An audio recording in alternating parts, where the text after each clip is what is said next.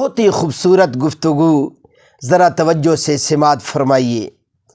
ایک صاحب نے اپنا واقعہ لکھا کہ وہ ایک نیم صحرائی علاقے میں پہنچے اور تانگا پر سفر کر رہے تھے۔ اتنے میں آندھی کے آثار ظاہر ہوئے۔ تانگا والے نے اپنا تانگا روک دیا۔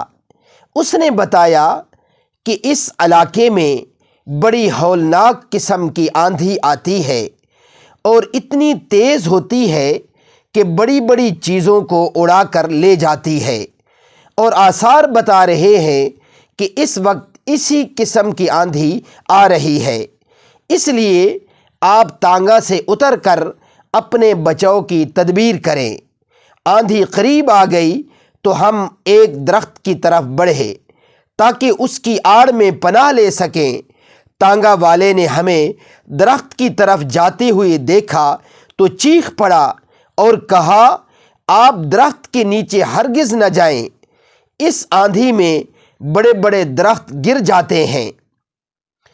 آپ درخت کے قریب نہ جائیں، اس آندھی میں بڑے بڑے درخت گر جاتے ہیں۔ اس لیے اس موقع پر درخت کی پناہ لینا بہت خطرناک ہے۔ اس نے کہا، اس آندھی کے مقابلے میں بچاؤ کی ایک ہی صورت ہے، اور وہ یہ ہے کہ آپ کھلی زمین پر اوندھے ہو کر لیٹ جائیں۔ ہم نے تانگا والے کے کہنے پر عمل کیا اور زمین پر منہ نیچے کر کے لیٹ گئے۔ آندھی آئی اور بہت زور کے ساتھ آئی۔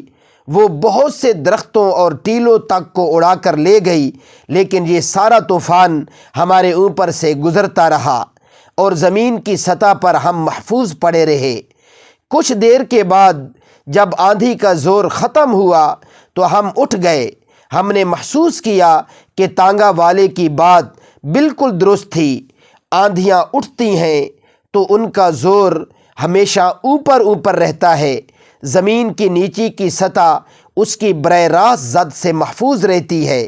یہی وجہ ہے کہ آندھی میں کھڑے ہوئے درخت تو اکھڑ جاتے ہیں، مگر زمین پر پھیلی ہوئی گھاس بدستور قائم رہتی ہے۔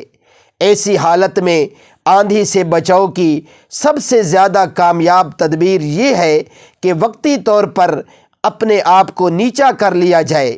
یہ قدرت کا سبق ہے جو بتاتا ہے کہ زندگی کے طوفانوں سے بچنے کا طریقہ کیا ہے۔ اس کا سادہ طریقہ یہ ہے کہ جب آندھی اٹھے تو وقتی طور پر اپنا جھنڈا نیچا کر لو۔ کوئی شخص اشتعال انگیز بات کہے تو تم اس کی طرف سے اپنے کان بند کر لو۔